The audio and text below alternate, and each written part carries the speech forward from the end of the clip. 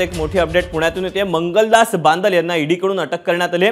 पुणे जिल्हा परिषद माजी सभापती राहिलेले मंगलदास बांदल यांच्या निवासस्थानी काल ईडीकडून झाडाझडती घेण्यात आलेली होती। बांदल यांच्या दोन्ही निवासस्थानी 5,60,00,000 रुपयांची रक्कम आढळून आल्याची ईडीच्या सूत्रांनी माहिती दिली। तर 5 आलिशान गाड्या आणि 1 कोटी किमतीची 4 मनगटी घड्याळ देखील जप्त करण्यात आली। ईडीच्या अधिकाऱ्यांच्या 16 तासाहून अधिक कारवाईनंतर रात्री उशिरा त्यांना अटक करण्यात आली।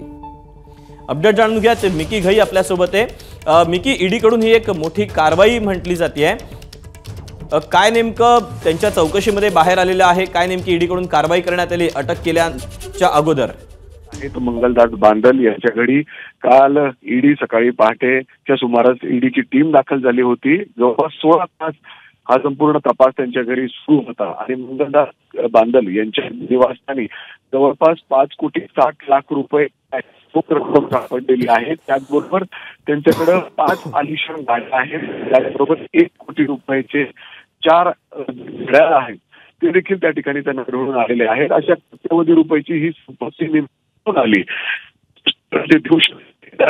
काही कागदपत्र देखील अधिकाऱ्यांना त्या ठिकाणी आढळून आलेले आहेत आणि त्यामुळे जवळपास 16 तास ही संपूर्ण चौकशी चालल्यानंतर ईडीच्या अधिकाऱ्यांनी बांदल या ताब्यात घेतलेला आहे, त्यांना अटक आहे आणि त्यांना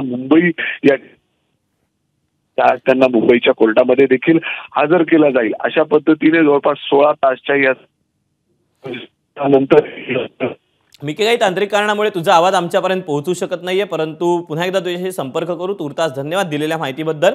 तेव्हा पुण्यातून ही एक ईडीची मोठी कारवाई आपल्याला पाहायला मिळते। एबीपी माझा, उघडा डोळे बघा नीट।